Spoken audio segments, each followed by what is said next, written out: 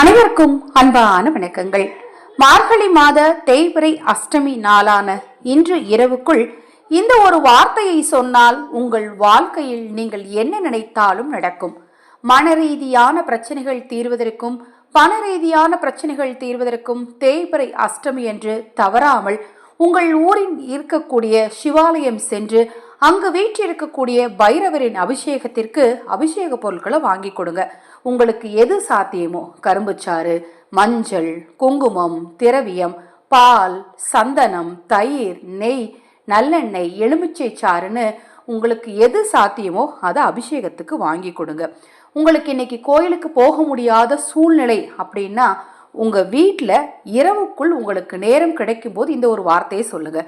நான் கோயிலுக்கு போயிடுவேங்க, என்னால் கோயிலுக்கு போக முடியுங்க அப்படிங்கிறவங்க கோயிலுக்கு போய் அபிஷேகத்துக்கு இதில் ஏதாவது ஒரு பொருளை வாங்கி கொடுத்து கால பைரவருக்கு செவ்வரளி மலர் சாற்றி மனதார அங்கேயே அமர்ந்து இந்த ஒரு வார்த்தையை பைரவரை நினைச்சு சொன்னீங்க அப்படின்னா எதிரி தொல்லையும் கூட நிச்சயமாக நீங்கும்.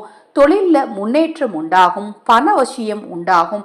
அதை போல் உங்கள் தலைக்கு மேல் இருக்கக்கூடிய பிரச்சனைகள் கூட நிச்சயமாக தீரும். இன்றைய தினத்தோட சிறப்பை பற்றி நம்ம சேனலில் நான் ஏற்கனவே பதிவு செய்திருக்கிறேன். அது ஒரு சிறிய கதை. அந்த கதையை நீங்கள் கேட்க நினைச்சிங்க அப்படின்னா இந்த ஆடியோக்கு கீழே டிஸ்கிரிப்ஷன் பாக்ஸில் அந்த லிங்கை நான் உங்களுக்கு பின் பண்ணியிருக்கேன். அந்த லிங்க்குள்ளே போய் கேளுங்க. இன்றைய தினத்தோட சிறப்பை தெரிஞ்சுக்கிட்டீங்க அப்படின்னா தவறாமல் நீங்கள் பரிகாரம் செய்வீங்க. இந்த மார்கழி மாதத்து அஷ்டமி திதியில நீங்க சொல்ல வேண்டிய அந்த ஒரு வார்த்தை தவறாம அதை மாதிரி வீட்டில் நல்லெண்ணெய் தீபம் அல்லது தேங்காய் எண்ணெய் தீபம் ஏற்றுங்க. உங்கள் வீட்டுக்கு பக்கத்தில் விநாயகர் கோயில் இருந்ததுன்னா அங்கே போய் அருகம்புல் மாலை சாற்றுங்க. இன்று இரவு செய்ய வேண்டிய தாந்திரிகம் பற்றி அடுத்த பதிவில் பதிவு செய்கிறேன். தவறாமல் அந்த ஒரு எளிமையான தாந்திரிக பரிகாரத்தையும் செய்யுங்க. கண்திருஷ்டி தோஷங்கள் எல்லாமே நீங்கும். நீங்கள் இந்த வார்த்தையை சொல்லும் போது முடிந்தால் கையில் ஒரு மிளகு வச்சுட்டு சொல்லுங்க. நம்ம இந்த வரியை கேள்விப்பட்டிருப்போம், கையில் 10 மிளகு இருந்தால் பகைவன் வீட்டில் கூட சாப்பிடலாம் அப்படின்னு கேள்விப்பட்டிருப்போம். ஏன்னா இந்த மிளகு அப்படிங்கிறது துர்சக்தியை, கெட்ட ஆற்றல்களை எடுக்கக்கூடிய ஒரு முக்கியமான தன்மை கொண்ட ஒரு ரொம்ப ஒரு சக்தி வாய்ந்த ஒரு பொருள்.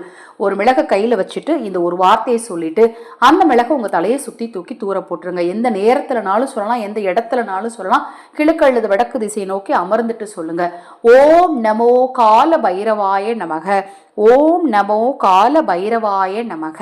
இந்த வார்த்தையை நீங்கள் எத்தனை முறைனாலும் சொல்லலாம். நீங்கள் கால பைரவரை நினைச்சு சொல்லும் போது உங்கள் மனக்குறைகள், உங்கள் எண்ண குழப்பங்கள் எல்லாம் நிச்சயமாக நீங்கும்.